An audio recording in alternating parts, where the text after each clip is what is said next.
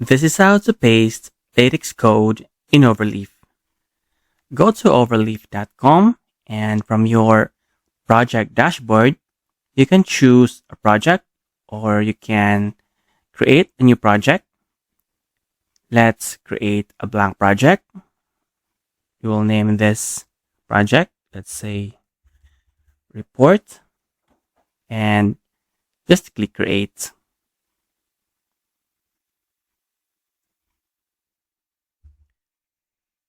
Then from here, be sure to choose code and let's try to paste a LaTeX code.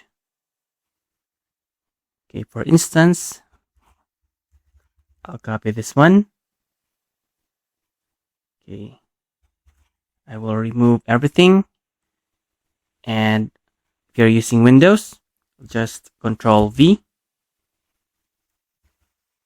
Then just click recompile. So this is how to paste LaTeX code in Overleaf.